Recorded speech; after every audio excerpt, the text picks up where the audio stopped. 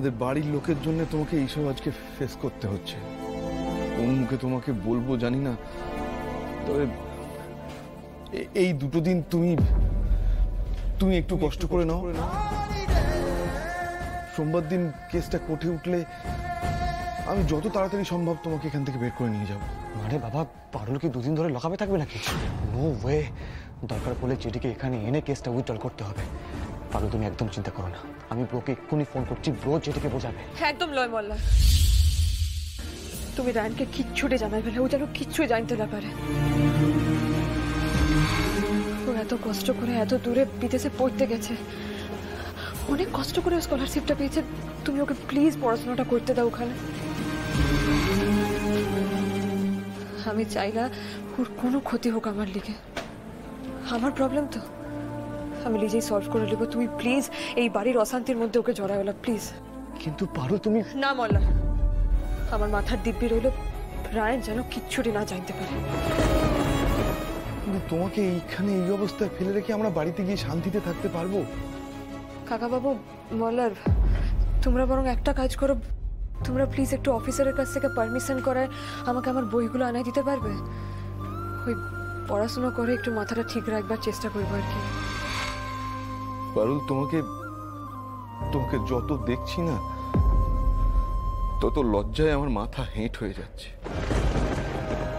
যে মেয়ে আমাদের জন্য এত কিছু করলো, বাড়ির সবাইকে ভালোবেসে আগলে রাখলো, আমাকে অত বড় একটা কলঙ্কের হাত থেকে বাঁচালো, তাকে আমাদেরই বাড়ির জন্য জেলে আসতে হলো।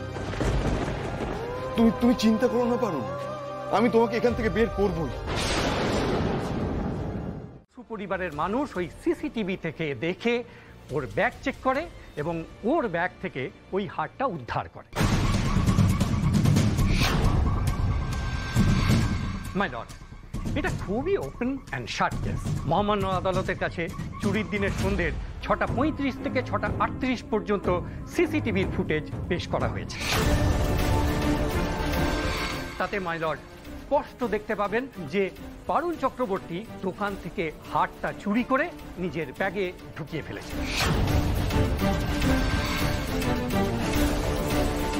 আমি মহামান্য আদালতকে সেই ফুটেজটি একবার সরেজমিনে দেখার অনুরোধ করছি।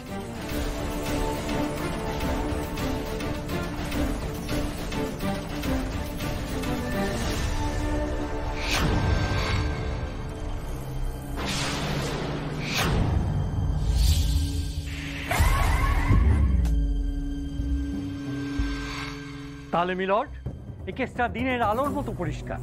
ভিডিওটা দেখেই মনে হচ্ছে এটা পেটি থেফট কেস। ভারতবর্ষে মহামান্য আদালতের কাছে অনেক বড় বড় ক্রাইম বিচারাধীন, কিন্তু একটু খতিয়ে দেখলেই বোঝা যাবে ধর্মাবতার, পারুল চক্রবর্তী শুধুমাত্র চুরি করেননি, সে তার শ্বশুর বাড়ির লোকেদের বিশ্বাস ভঙ্গ করেছে, তাদের সাথে প্রতারণা করেছে।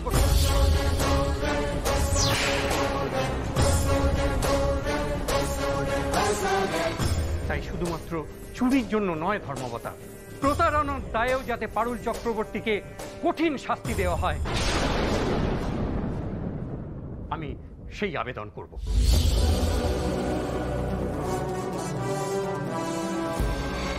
মাই লর্ড, আজ যদি পারুল চক্রবর্তীকে কঠিন শাস্তি না দেওয়া হয়, তাহলে সমাজের কাছে, পরবর্তী প্রজন্মের কাছে ভুল বার্তা যাবে মহামান্য আদালত।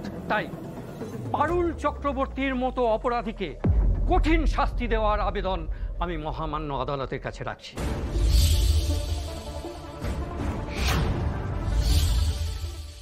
দেখেছো আন্টি, শুরুতেই কেমন চেপে ধরেছে। তো দমে কথা বলছি, পারুলকে আজ আর কেউ বাঁচাতে পারবে ক্লাই। কোনো উকিল তো আমাদের হয়ে দাঁড়াতে চাইলো না, এবার পারুলের হয়ে জবাব কে দেবে? সত্যের উপর ভরসা রাখো মৈনাক, পারুল যেরকম মেয়েও নিজের জবাব নিজেই দেবে।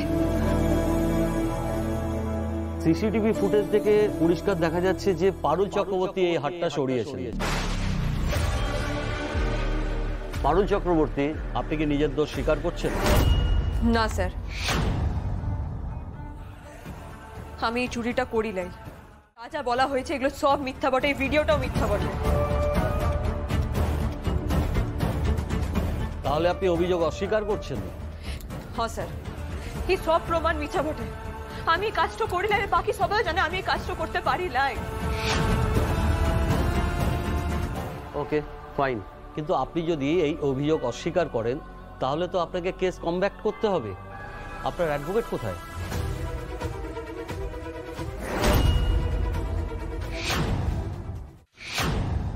আমার পক্ষে কোনো অ্যাডভোকেট লাই ধর্মাবতার, আমার হয়ে কেউ দাঁড়াতে চায় না।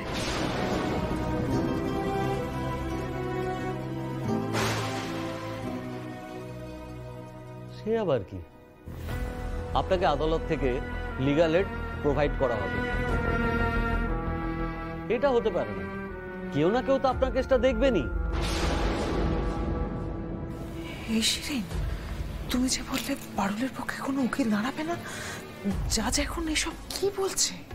টেনশন করো না আন্টি, আমাদের উকিলকে দেখেছো তো? আর সরকার থেকে পাঠাবে ওই ঝুর্তি পুর্তি সত্য পাশ করা অ্যাসিস্ট্যান্ট টাইপ উকিল, তাকে দিয়ে পারুল কেস জিততে পারবে না, কারণ বাকি সব ভালো উকিলকে তো আমার মম টাকা দিয়ে বসিয়ে রেখেছে।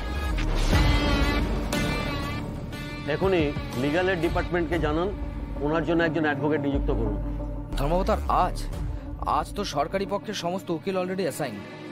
আবার নতুন করে আজ কোনো সরকার পক্ষের উকিল নিযুক্ত করতে গেলে কিন্তু কোর্টের অনেকটা সময় নষ্ট হবে ধর্মাবতার।